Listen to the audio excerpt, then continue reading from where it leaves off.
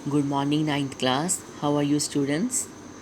तो बच्चा, आज हम स्टार्ट करेंगे अपना काव्य खंड से चैप्टर नंबर 15। ये अरुण कमल द्वारा लिखा गया है, कवि है हमारे। इसमें बेटे जो आपका चैप्टर ये था, इसमें नए इलाके में और खुशबू रचते हैं हाथ, ये बेटे दो हैं। तो इसमें जो नए इलाके में है वो आपका सिलेबस में से डिलीट हो गया है चैप्टर, ठीक है। लेकिन खुशबू रचते हैं जो हाथ, वो हमने करना है। तो अरुण कमल, पहले कवि का मैं परिचय करवा देती हूँ आपको, ध्यान से सुनिएगा। अरुण कमल का जन्म बिहार के रोहतास जनपद के नासिरगंज में 15 फरवरी 1954 को हुआ था, ठीक है। 1954 में हुआ था। वर्तमान में यह पटना विश्वविद्यालय में प्राध्यापक थे। अपनी कविताओं के लिए इन्हें साहित्य अकादमी पुरस्कार सहित अनेक पुरस्कारों से सम्मानित किया गया, ठीक है। उसके बाद इनकी भाषा शैली, अरुण कमल की कविताओं में बिंब, बोलचाल की भाषा, खड़ी बोली के अनेक लय, छंदों का समावेश है। इनकी कविताओं में जीवन के विविध क्षेत्रों का चित्रण है। इनकी भाषा में विविधता के दर्शन होते हैं। इनकी कविता में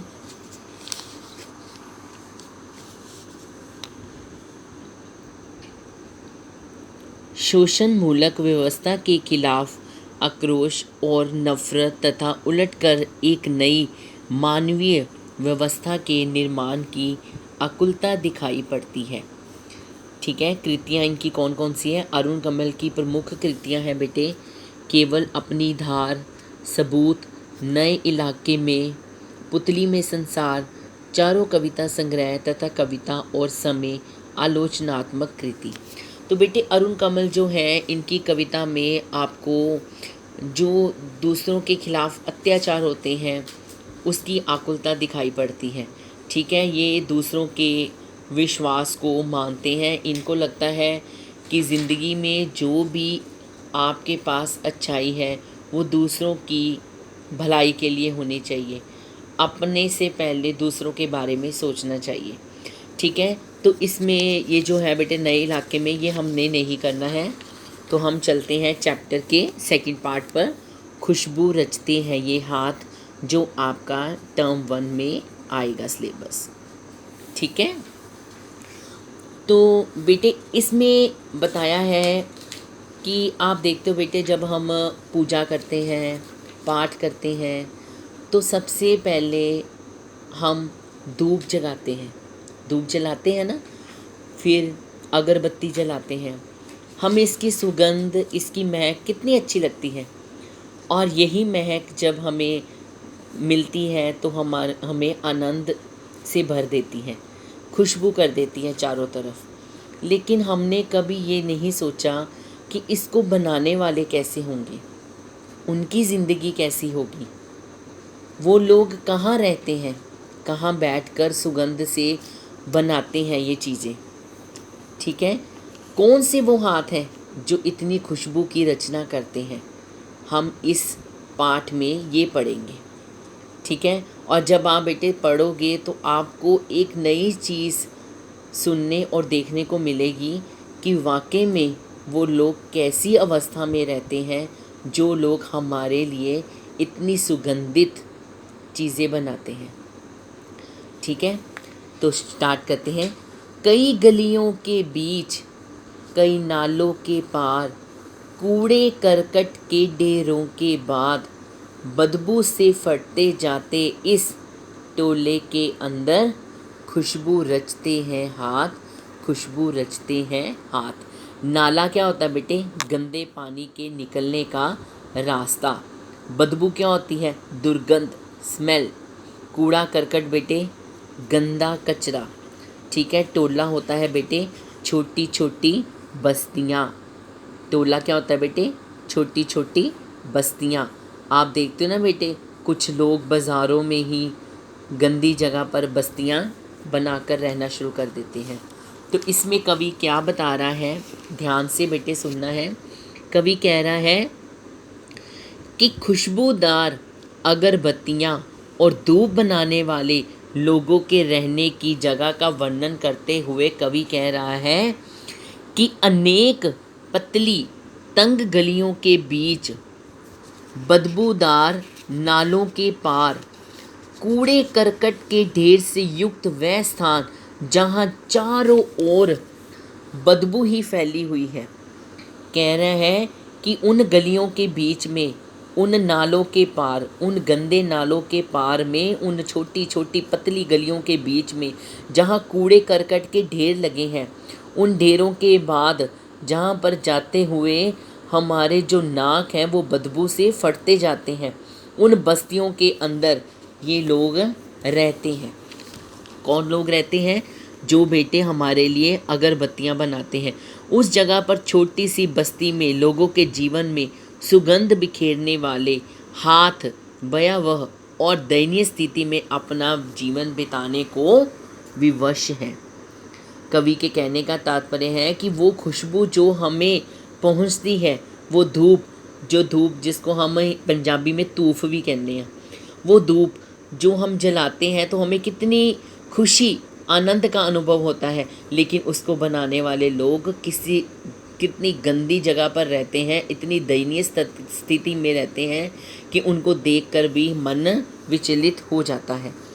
ठीक है, तो नेक्स्ट आगे है, उभरी नसों वाले हाथ, घिसे नाखूनों वाले हाथ, पीपल के पत्ते से नए नए हाथ, जूही की डाल से खुशबूदार हाथ, गंदे कटे पिटे हाथ, जख्म से फटे हुए हाथ, खुशबू रचते हैं ये हाथ, खुशबू रचते हैं ये हाथ। अब यहाँ पर बेटे कवि के कहने का तात्पर्य क्या है? उभरी होती है बेटे जिनकी नसें उभरी हुई होती हैं, यानी कि नसें नज़र आती हैं, यानी कि ऐसे लोग जो कि काफ़ी एज्ड हैं, ठीक है, और घिसे, इतने ज़्यादा एज्ड हैं बेटे कि जिनके नाखून घिस गए हैं, और पीपल के पत्ते से नए नए हाथ, यानी कि वो नवयुवक जो अभी नए नए कोमल हाथों से पैदा हुए हैं बच्चे, यानी कि छोटे छोटे बच्चे, और जूही की डाल से खुशबूदार हाथ, ये बेटे वो छोटे छोटे बच्चे जिनकी उम्र 10 से 12 साल है, और जूही की डाल वाले खुशबूदार हाथ जिनकी उम्र 5 से 8 साल है। गंदे पिटे हाथ, जख्म से फटे हुए हाथ, यानी कि हाथ कटे हुए हैं, फटे हुए हैं, जख्म हुए हैं, ऐसे रचते हैं वो हाथ, ऐसे खुशबू रचते हैं वो हाथ। तो इसकी डिटेल करते हैं, कवि क्या कहना चाह रहा है। कवि कहता है कि खुशबू रचने वाले अनेक हाथों का वर्णन करते हुए कहता है कि खुशबू की रचना करने वाले हाथ किसी विशेष वय के लोगों के नहीं हैं, उनमें हर उम्र के लोगों के हाथ लगे हुए हैं। उनमें से कुछ हाथ ऐसे हैं जिनकी नसें उभरी हुई हैं, तो कुछ के हाथों के नाखून घिसे हुए हैं, अर्थात ये अधिक उम्र वाले लोगों के हाथ हैं जिनके नाखून काम करते करते घिस चुके हैं। कुछ हाथ पीपल के नए नए पत्तों के समान हैं, अर्थात बच्चों के हैं, तो कुछ हाथ जूही के सुगंधित पुष्प की खुशबूदार डालियों जैसे हैं। कुछ हाथ कटे पिटे और गंदे हैं, तो काम करते करते कुछ के हाथ जख्मी हो गए हैं, वे भी काम में लगे हुए हैं, अर्थात जख्मी हाथ भी काम करने को विवश हैं। विवश मीन्स मजबूर है, क्योंकि काम करने वाले लोग अत्यंत गरीब हैं और अभावों में अपना जीवन बिता रहे हैं। इस प्रकार तरह तरह के लोग जो सामाजिक विषमताओं यानी कि तकलीफ़ों के शिकार हैं, लोगों के जीवन में खुशबू बिखेरने के लिए धूप और अगरबत्तियां बनाने के कार्य में लीन हैं। अर्थात कवि कहना चाहता है कि हम लोग जो कि इन धूप को जलाते हैं, अगरबत्तियों को जलाते हैं, अगर हमें देखा जाए तो ऐसे लोगों के लिए कुछ करना चाहिए जो इतनी गंदगी भरे जीवन में जीवन जी रहे हैं। ठीक है, तो इसमें इस पाठ में बेटे आपने ये 2 पैराग्राफ कर लिए हैं, तो उसके बाद बच्चे इसका एक पैराग्राफ अभी और है, ठीक है, वो अब हम नेक्स्ट बार करेंगे। ठीक है, अब इससे संबंधित जो आपके प्रश्न उत्तर हैं वो मैं आपको रिटन फॉर्म में भेज रही हूँ, जिसको आपने फेयर कॉपी पर करना है और इस वीडियो को पूरा प्रॉपर्ली वॉच करना है शुरू से लेके अंत तक, ताकि आपको चैप्टर के बारे में समझ आ जाए। आज हमने बच्चे पढ़ा अरुण जी के बारे में, जो कि इसके रचनाकार हैं। हमने उनका कवि परिचय पढ़ा और उसके बाद हमने 2 स्टैंजास किए हैं। पहले हमने किया है, फर्स्ट वाला स्टैंजा हमारा था बच्चे, गलियों के बीच नालों के पार, और सेकंड स्टैंजा हमने किया है उबरी नसों वाले हाथ। तो ये दोनों आपने अच्छी तरह से इसकी डिटेल पढ़नी है और अच्छी तरह से इसको पढ़ना है और समझना है। ठीक है, इससे संबंधित जो बेटे क्वेश्चन आंसर है वो मैं आपको रिटन फॉर्म में भेज रही हूँ, जो आपने फेयर कॉपी पर करने हैं। ठीक है बच्चा, धन्यवाद।